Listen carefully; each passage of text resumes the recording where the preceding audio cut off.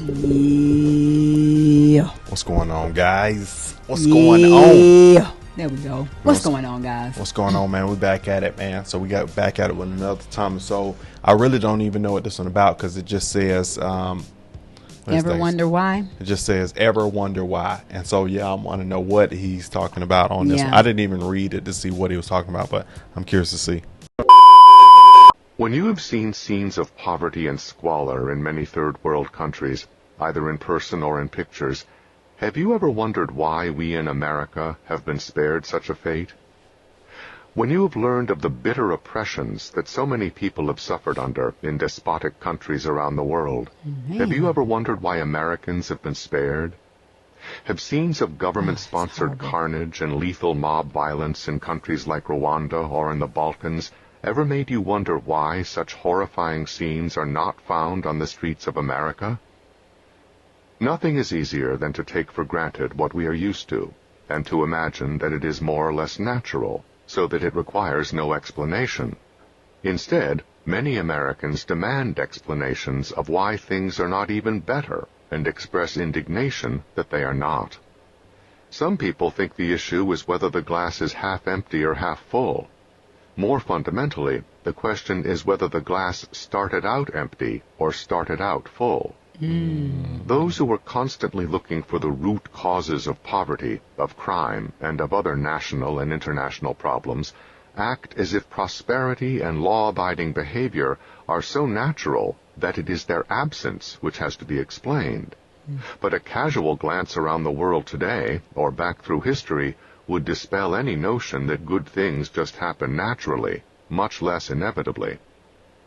The United States of America is the exception, not the rule. Once we realize that America is an exception, we might even have a sense of gratitude for having been born here, even if gratitude has become uncool in many quarters. At the very least, we might develop some concern for seeing that whatever has made this country better off is not lost or discarded, or eroded away bit by bit until it is gone. Those among us who are constantly rhapsodizing about change in vague and general terms seem to have no fear that a blank check for change can be a huge risk in a world where so many other countries that are different are also far worse off. Chirping about change may produce a giddy sense of excitement or of personal exultation. The feeling most people get when they hear a Barack Obama speech, I felt this thrill going up my leg. But, as usual, the devil is in the details. Even despotic countries that have embraced sweeping changes have often found that these were changes for the worse. The czars in Russia, the Shah of Iran, the Batista regime in Cuba were all despotic, but they looked like sweethearts compared to the regimes that followed.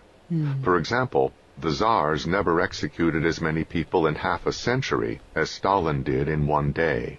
Whoa. Even the best countries must make changes, and the United States has made many economic, social, and political changes for the better. Right. But that is wholly different from making change a mantra. To be for or against change in general is childish. Everything depends on the specifics. To be for generic change is to say that what we have is so bad that any change is likely to be for the better. No. Such a pose may make some people feel superior to others who find much that is worth preserving in our values, traditions, and institutions. The status quo is never sacrosanct, but its very existence proves that it is viable, as seductive theoretical alternatives may not turn out to be. Most Americans take our values, traditions, and institutions so much for granted that they find it hard to realize how much all these things are under constant attack in our schools, our colleges, and in much of the press, the movies, and literature. There is a culture war going on within the United States, and in fact within Western civilization as a whole, which may ultimately have as much to do with our survival, or failure to survive, as the war on terrorism. There are all sorts of financial, ideological, and psychic rewards for undermining American society and its values. Unless some of us realize the existence of this culture war, and the high stakes in it, we can lose what cost those Americans before us so much to win and preserve. Okay. Yep.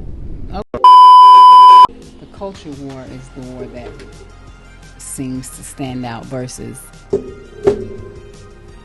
what's going on. Do you have an understanding of that one? Because I kind of... Well, yeah. I mean, I feel like where he was going in the very beginning was talking about, you ever wonder why that we've never had poverty or things happen in our country compared to other countries. It's a blessing. But what does the blessed part mean? What does blessed look like? We've been willing to make the changes and shifts to make it happen. Yeah.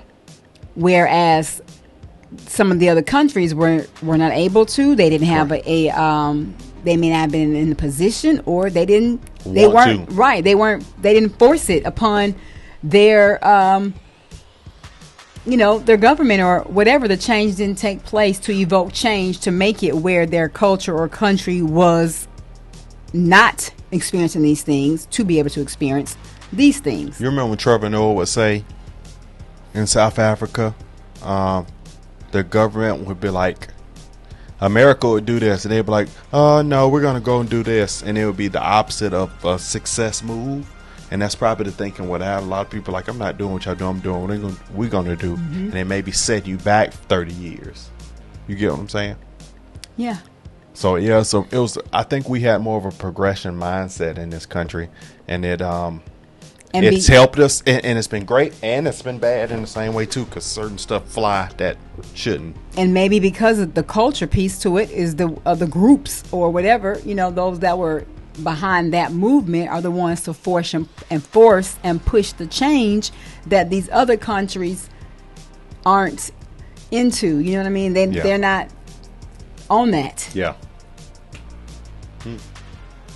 That was pretty good. That was something that I definitely wouldn't mind looking further into, because we've never looked at things from this perspective, or haven't done a video where he's highlighting the culture vultures, the culture war. Vultures, yeah. Dirty birds.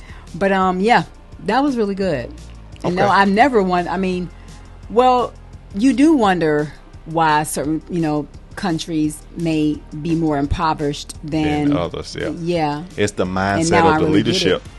It's the mindset of the leadership, and the shift and everything else that's behind the scenes that they may not be willing to do or want to do, because it separates, and they may not have a group that's pushing for this particular agenda or this particular thing. Or they may not. They may have younger groups that are coming in that want to run this leadership, but then you got people that can hold positions for their lifetimes. So it's the old mindset that stays in this seat. All right, y'all. If y'all want to see more of this, let us know, because I like that. I want to dive into that a little deeper. You already know. Like, comment, subscribe. Don't take your nose out, but comment down in the section below if you want some more. Yeah. See you guys in the next video. We love you. Thank you so much. Don't forget to subscribe to the channel. Don't forget to subscribe to the channel. Share the video. And don't forget to give us some feedback. All right, y'all. Love you guys.